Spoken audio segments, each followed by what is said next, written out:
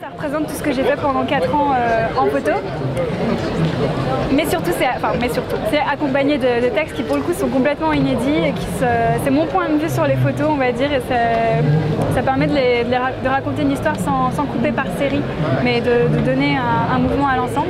Quand il a fallu trouver un titre, c'était pas évident. Et j'ai pensé à Réalité d'abord pour bien sûr la jonction entre rêve et réalité. Et c'est là que Gérald, donc de Compétences Photo, m'a dit que c'était beaucoup plus intéressant d'envisager comme la connexion entre rêve et rivalité. Parce que ce que j'aime bien dans les photos, c'est jouer avec tout ce qui est les tensions. Et j'aime bien quand une photo est vraiment paradoxale. Donc du coup les rivalités, c'est vraiment ça, toutes les angoisses que j'essaye d'exprimer dans les photos, tous les rêves, tout ça. Donc voilà, on va dire c'est à la fois rêve, réalité, rivalité. Onirique en un sens ça me va, mais j'aime pas m'y restreindre. En fait ça dépend dans quel sens on prend onirique. Si onirique c'est les papillons, les fleurs et tout ça, je ne suis pas d'accord. Même si au début il y avait un peu de ça.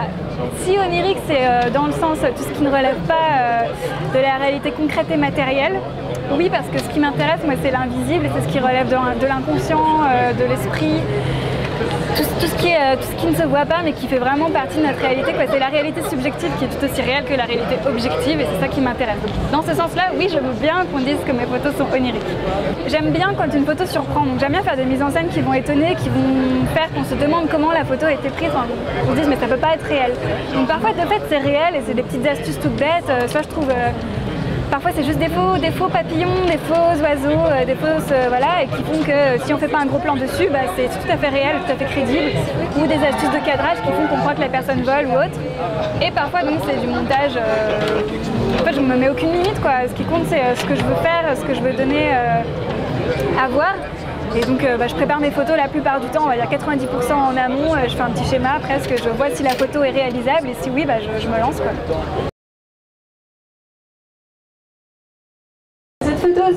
Elle devait pas être comme ça, il devait y avoir plus d'effets, elle devait se faire plus ou moins recouvrir, mais il y a beaucoup d'échecs dans mes photos. Parfois j'ai des idées un peu compliquées, donc je les revois à la baisse. Donc là on a juste 5-6 feuilles, en fait c'est sans doute une façon de revisiter les contes comme La Belle au bois dormant ou autre, où le personnage est recouvert par la nature. J'aime bien faire des références aux mythes antiques où il y a toujours une connexion entre l'homme et la nature. J'aime bien revenir à un inconscient collectif, j'aime bien l'appeler comme ça, un fond on a tous lu les contes de Perrault, on connaît tous plus ou moins le mythe de Narcisse, et on l'a tous en tête, et en fait c'est beaucoup analysé avec la psychanalyse comme un fond inconscient qu'on a tous. Et j'aime bien jouer avec ce fond inconscient et le montrer dans les images, vraiment montrer ce qu'on a tous en tête et ce dont on pourrait tous avoir des images. Alors une toute première celle-là. Pour le coup, le message est un peu plus précis, elle s'appelle Le Pantin. C'est bon, sur l'idée qu'on voulait illustrer l'idée de la manipulation, du conditionnement aussi. C'est un thème qui me travaille beaucoup, c'est dans quelle mesure est-ce qu'on est libre avec l'éducation qu'on a eue, avec le parcours qu'on a eu, dans quelle mesure est-ce qu'on est encore libre de faire des choix, dans quelle mesure est-ce qu'on est conditionné par notre parcours, et par notre inconscient aussi. L'inconscient, c'est un thème qui me travaille beaucoup. Donc voilà, les fils, là, c'est vraiment tout ce qui est manipulation de l'individu. Ça peut être n'importe quoi, hein, chacun soit. Donc là, l'idée, c'est que il y a des fissures intérieures, mais de montrer qu'est-ce qui se passe, vraiment montrer l'expression, quoi. Du coup, de montrer physiquement comment ça transparaît sur la personne et dans son environnement.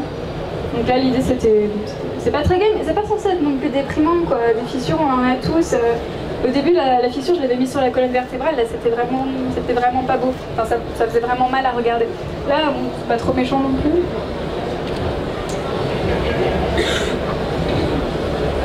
Voilà, donc celle-là, elle n'est pas hyper gaie non plus. Elle s'appelle Le poids de tes mots.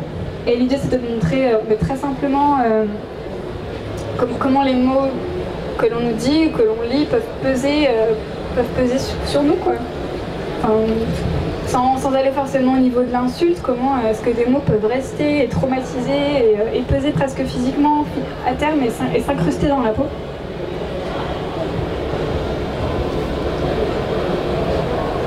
Bon, là on est vraiment dans une série d'images qui expriment des angoisses, mais dans la vie je vais bien, hein. C'est juste la série qui n'est pas forcément très gaie. Donc Là encore c'était simple à faire comme photo. Il se trouve qu'il y a une fenêtre comme ça qui existe dans un appartement. C'est une fenêtre qui est condamnée avec de la tapisserie comme ça. Donc à partir de là, en fait, je fonctionne souvent comme ça. Je vois quelque chose, je me dis ah ça peut faire sens. Une fenêtre condamnée, ça fait sens. C'est une ouverture qui est fermée. Voilà. Et à partir de là, je me dis bon, qu'est-ce que je peux en faire dans une photo? Comment est-ce que je peux l'inclure? Et à partir de là, je compose. Donc cette photo, bon, elle s'appelle. Je leur donne des titres anglais, donc à traduire c'est pénible, mais on va dire qu'elle s'appelle Le Piège.